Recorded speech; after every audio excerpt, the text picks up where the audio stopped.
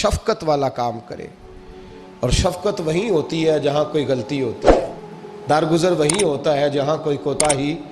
عورت اطاعت کرے، فرما برداری کرے، اس کو حکم ہے. خامن درگزر کرے، شفقت کرے، اور کوئی کوتاہی دیکھے، کوئی غلطی دیکھے، اس پر پردہ پوشی کرنے کی کوشش کرے.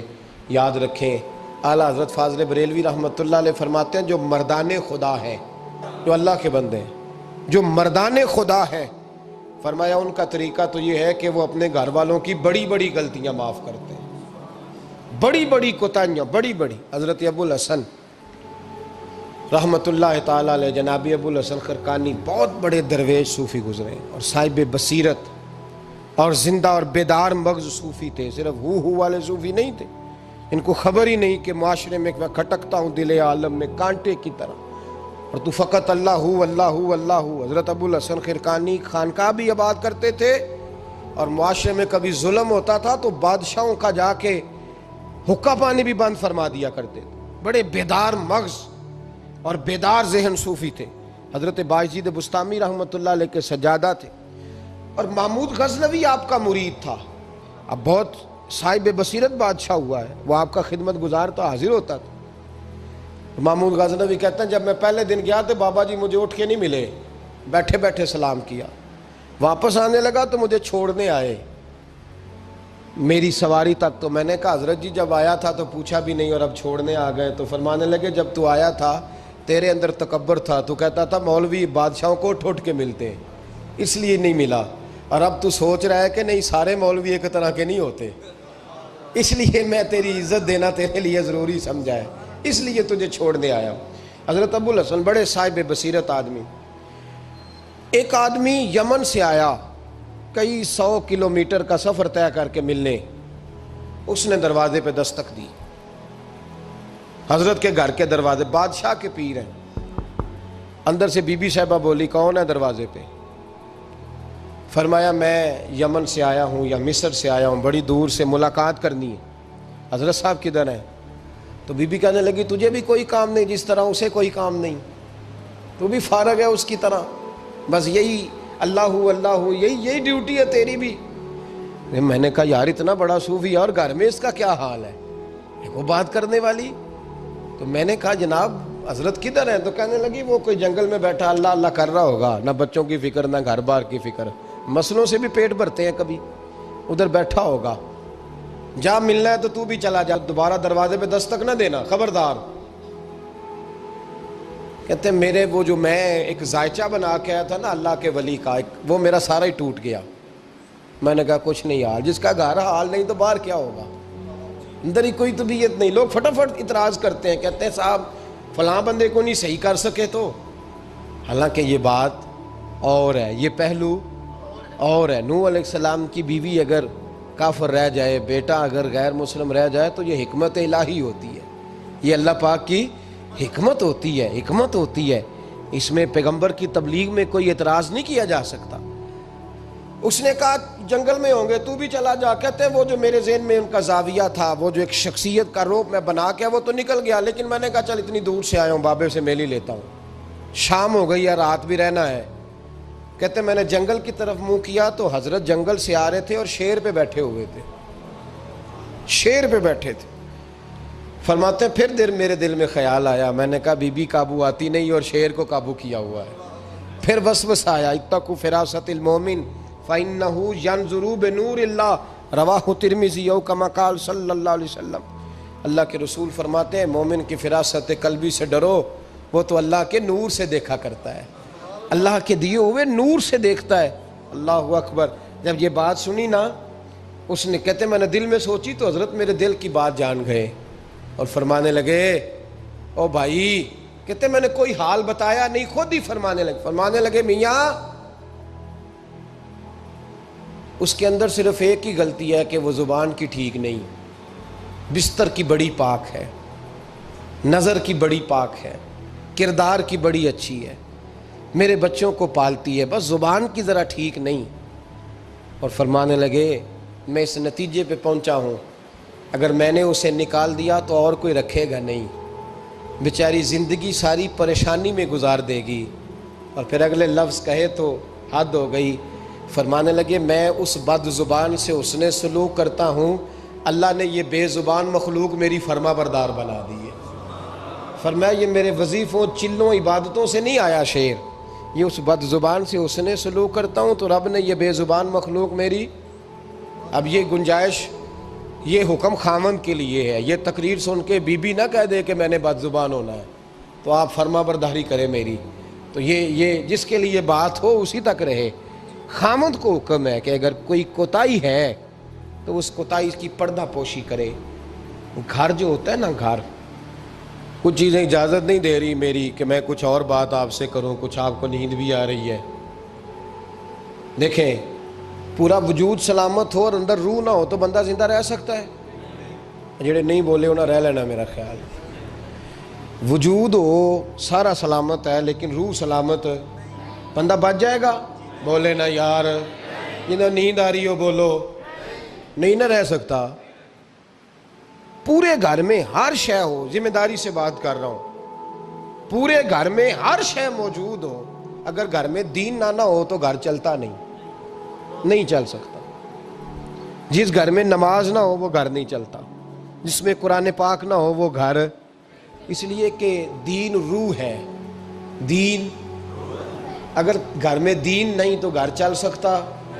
سن لے حدیث پاک ترمذی شریف کی، نبی کریم علیہ الصلاۃ والسلام، یہ بھی حق ہے، یہ آخری بات اس عنوان پہ سنیں، یہ حق آخری ہے، اس کو بھی سمجھیں۔ ترمذی شریف میں نبی پاک علیہ السلام نے فرمایا، دعا دی حضور نے، نبی پاک فرماتے ہیں اللہ اس بی بی کو جزائے خیر دے، اللہ اس پہ رحم فرمائے جو سویرے اپنے خامند کو نماز کے لیے جگاتی ہے اور اگر نہ اٹھے تو پانی ڈال کے جگاتی ہے، اور فرمایا اللہ اس خامند پر رحم کرے جو سویرے اپنی بیوی کو نماز کے لیے جگاتا ہے اور اگر نہ اٹھے تو پانی ڈال کے جگاتا ہے، رحم کرے۔ سب سے زیادہ حق میاں بیوی کا ایک دوسرے کا ساتھ ہی ہے کہ انہیں دیندار بنائے۔ دین کی جس بات کا خامند کو پتہ ہے، اعلیٰ حضرت نے لکھا ہے کہ خامند کی ذمہ داری ہے بیوی کو تعلیم دینا، یہ اس کی ڈیوٹی ہے پردے کا پابند کرانا، اس کی ذمہ داری ہے کہ اسے قرآن و سنت کے جو احکام پتہ ہے اپنی بیوی کو سکھائے، اس کو بتلائے، اس کو سمجھائے، ذمہ داری ہے اس کی۔ فرمایا اللہ اس پہ رحم کرے، ذمہ داری ہے، ایک دوسرے کو مذہب سے آشنا کریں، پیار کے ساتھ محبت کے ساتھ قائل کریں۔ خامند بڑی باتوں میں روٹھ جاتا ہے، اگر کبھی اس بات پہ بھی روٹھ جائے کہ آج نہیں روٹی کھانی تیرے ہاتھ کی، انہیں نماز ہی نہیں پڑھی تو آج نہیں میں نے تیرے ساتھ کوئی بات کرنی اس لیے کہ تیری آواز گلی میں نے سنائی دی ہے مجھے، تو خامند کو چاہیے کہ اسے دینداری سکھائے۔ عورت کو بھی چاہیے کہ وہ کہے صاحب تھوڑی روٹی کھا لینی ہے لیکن مہربانی کریں حلال رزق لے کے آئیں، مجھے زیادہ کپڑوں کی ضرورت نہیں، میں پرانے پہ گزارا کر لوں گی لیکن میرے بچوں کے حلق سے ہرا نہیں گزرنا چاہیے کہ دینداری ایک دوسرے کو سکھائیں، ایک دوسرے کو۔ حضرت سلطان باہو کا نام تو سنا ہوگا آپ حضرات نے، الحمدللہ کافی لوگوں نے سنا ہوگا۔ حضرت سلطان باہو رحمۃ اللہ علیہ کے جو والد تھے ان کا نام تھا حضرت بازید، جاگیردار تھے، دنیا دار تھے، بہت بڑے مالدار تھے۔ فرماتے مذہب کی طرف میرا رجحان نہیں تھا، چوتھی شادی کی بی بی راستی کے ساتھ۔ بی بی صاحبہ بڑی نیک تھی، بی بی صاحبہ کہتی ہیں میرا دل کرتا تھا میرا خامد بھی نمازی ہو جائے، اور عام دنیا دار نہیں تھے، 7 جاگیروں کے مالک تھے۔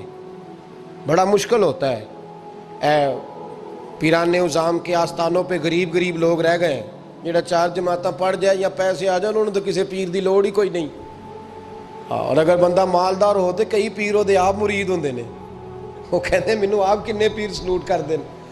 ایک صاحب نے میری ایک دفعہ افطاری کی تو کہنے لگے آپ کی افطاری ہے، اس جگہ ایک اجتماع سے میں نے بیان بھی کرنا تھا، تو واپسی پہ ان کے ہاں انہوں نے مجھے فوٹویں دکھانی شروع کر دی۔ اب یہ بھی ایک مسئلہ ہے نا، کیا کہتے ہیں اس کو، سیلفی جی، بڑے بڑے سیانے بندے ساری دیہڑی یہی کام کرتے رہتے ہیں اور کم ہی کوئی نہیں سرے، تو وہ مجھے تصویریں دکھانے لگے، اے پیر صاحب دی بھی میں دعوت کیتی، اے پیر صاحب دی بھی میں دعوت کیتی، اے پیر صاحب دی بھی میں دعوت کیتی، اے پیر صاحب دی بھی میں دعوت، 14-15 پیر مجھے گنوا دیے۔ تو کھانے تو بعد مینوں کہنے لگے کہ تسی دوبارہ کدو آؤ گے؟ میں کہا جدو تسی 200 بندے نو میرا بھی نام دس لو گے ادو آ جاؤں گے۔ اب مالدار آدمی ہے نا، تو اب بعد میں مجھے ایک دو دفعہ انہوں نے فون کیا، میں کیا وہ بڑے بڑے پیران دی اس لسٹ میں اپنا نام نہیں شامل کرانا چاہتا، میں نے تو نہ چھوٹیاں چھوٹیاں جی رہن دے بھائی، ہم بچتے ہیں اس کام سے، بچتے ہیں ایسے آدمی سے۔ وہ کسی درویش نے کہا تھا جس کی ہر بات میں پوشیدہ ہو نشتر کی چبھن، ایسے ہر صاحب احسان سے ڈر لگتا ہے، بچنا چاہیے۔ تو مالداروں کے تو آپ بڑے مرید ہوتے ہیں، کئی پیر حاضریاں دیتے پھرتے ہیں، کہیں مولوی دستے نگر ہوتے ہیں، معاذ اللہ، اللہ خودداری اور عزت نفس عطا کرے، آمین تو کہہ دیجئے، دینداری کی اللہ توفیق عطا فرمائے۔ تو بہت بڑے جاگیردار تھے حضرت سلطان باؤ رحمۃ اللہ علیہ کے والد۔ بی بی شیبہ کہتی ہے نمازی بنانا تھا خاوند کو۔ کس کو؟ کس نے؟ بولے، کس نے نمازی بنانا ہے؟ اور بیوی کو کس نے بنانا ہے؟ پکی گل نے جی؟ میں ایک کونسلر صاحب نوں میں کہا ماشاءاللہ جیت گئے ہو؟ کہندے ہاں جی۔ میں کہندے جی کوئی حکم ہوئے تو میں دسو۔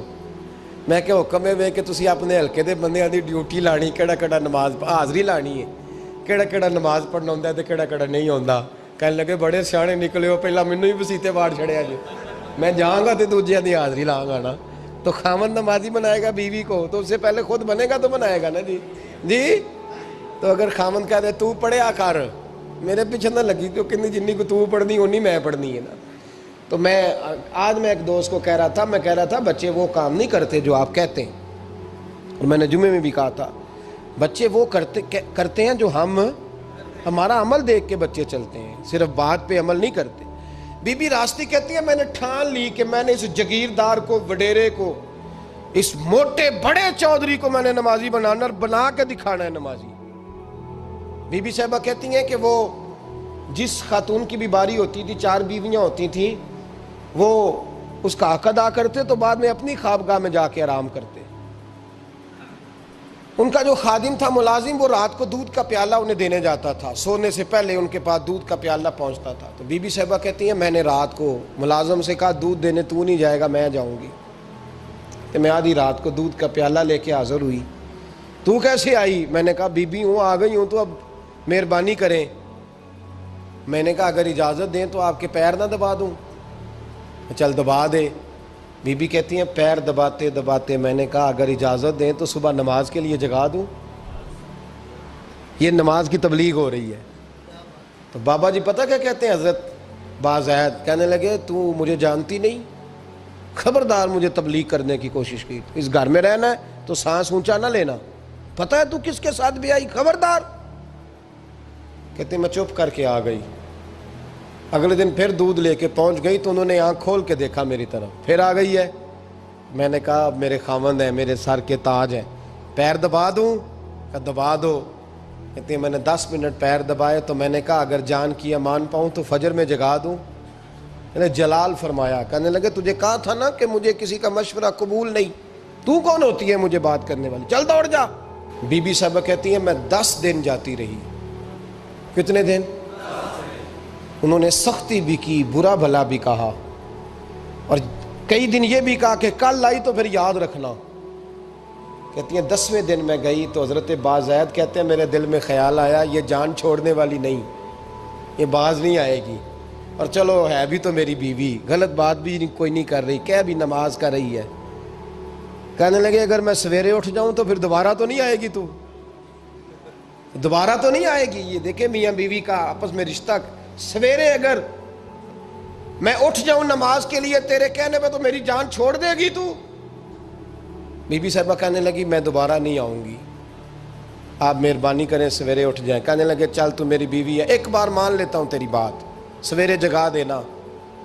بی بی راستی کہتی ہے میں پہلے سو کے اٹھا کرتی تھی، وہ رات میں سوئی نہیں، کہتی میں ساری رات رو کے گزار دی، ساری رات، اور بیدار رہ کے گزار دی۔ سویرے فجر کے وقت پانی گرم کیا، بغل میں مصلی لیا، خامد کو بیدار کیا، وضو کرایا، اور کہتی ہیں جب وہ اللہ اکبر کہہ کے سنتوں کی نیت باندھی تو میرے اس طرح آنسو گرے جیسے سیلاب آتا ہے اور دریا کا بند ٹوٹتا ہے، اور میں نے رو کے کہا مولا میرے اختیار میں یہیں تک تھا، میں مصلی پہ کھڑا کر سکتی ہوں، میں دل تو نہیں نہ بدل سکتی، وہ تیرے قبضے میں ہے، مقلب القلوب ہے، فضل کر اس کا دل بدل دے۔ فرماتی ہیں میں روتی رہی، 2 رکعتیں پڑھ کے میری طرف دیکھا تو فرضوں کی نیت باندھ لی، اور 2 فرض پڑھ کے پھر میری طرف دیکھا، کہنے لگے خبردار سویرے جگانے آئی تو۔ میں نے کہا جی نہیں جگاتی۔ میری طرف دیکھ کے کہنے لگے تو نہیں جگائے گی آج کے بعد میں تجھے نماز کے لیے جگایا کروں گا، میں تجھے جگاؤں گا۔ آپ فرمانے لگی وہ نمازی بن گئے، میں پہلے ہی نمازی تھی۔ جب ان 2 نمازیوں کا ملاپ ہوا تو اللہ نے سلطان باہو جیسا بیٹا عطا فرمایا، سلطان باہو جیسا بیٹا عطا فرمایا۔ میرے بھائی، میاں بیوی ایک دوسرے کو دیندار بنائیں گے، ایک دوسرے کو نمازی بنائیں گے، وہ ایک دوسرے پہ، اور کس طرح کا؟ بڑا مشکل ہوتا ہے بیوی اپنے خاوند کی تعریف کرے، مشکل ہوتی ہے۔ اعلیٰ حضرت فاضل بریلوی رحمۃ اللہ تعالیٰ علیہ کی زوجہ، ان کا طریقہ یہ تھا کہ وہ اتنی شناسہ ہو گئی تھی، اعلیٰ حضرت لکھتے تھے تو وہ واقف ہو گئی تھی، وہ کتاب کا اعلیٰ حضرت فرماتے تو وہی کتاب اٹھا کے زوجہ لاتی۔ اس زمانے میں قلم بنتے تھے اپنے ہاتھوں سے، لوگ چھری لے کے اس کے ساتھ قلم بنایا کرتے تھے، تو قلم بنا کے سیاہی رکھتی، کاغذ کئی دفعہ ڈانٹ دیتے، اعلیٰ حضرت کئی دفعہ ڈانٹ دیتے، لیکن اماں جی سنتی۔ وقت وصال آیا تو ایک دن فرمانے لگے حامد رضا کی ماں، تو نے ساری زندگی مانگا کچھ نہیں، تو نے میری بڑی نوکری کی، میرے دین کے کاموں میں سب سے بڑی مددگار تو تھی، چل کچھ چیز مانگ لے۔ جب دین کے رشتے ہوتے ہیں تو پھر معاملے بھی دینداری کے طے ہوتے ہیں، کچھ مانگ لے۔ بڑا کچھ مانگ لیتی ہیں نا بیویاں، بڑا کچھ۔ اعلیٰ حضرت کی زوجہ کیا کہتی ہیں میں نے آپ کو صبح و شام دیکھا ہے، میں نے آپ کے دکھ سکھ دیکھے، خوشی غمی میں آپ کا رویہ دیکھا ہے، میں نے آپ کو ہمیشہ دیندار اور پرہیزگار پایا ہے، اگر مجھے کچھ دینا ہے تو ہاتھ اٹھا کے میری بخشش کی دعا کر دیں، اور اگر صبح قیامت مجھے ضرورت پڑی تو میری سفارش کر دیں گے۔ اعلیٰ حضرت رو پڑے، یہ دینداری کے رشتے ہیں، رو پڑے۔ فرمانے لگے تیرے ساتھ وعدہ ہے، مصطفیٰ کریم صلی اللہ علیہ وسلم کے صدقے احمد رضا جب جنت میں جائیں گے تو تجھے ساتھ لے کے جنت میں جائیں گے، ساتھ لے کے جائیں گے۔ تو بھائی دینداری بنائیں، ہن لباس لکم وانتم لباس لہن، وہ تمہارا لباس ہے اور ان کا لباس ہو۔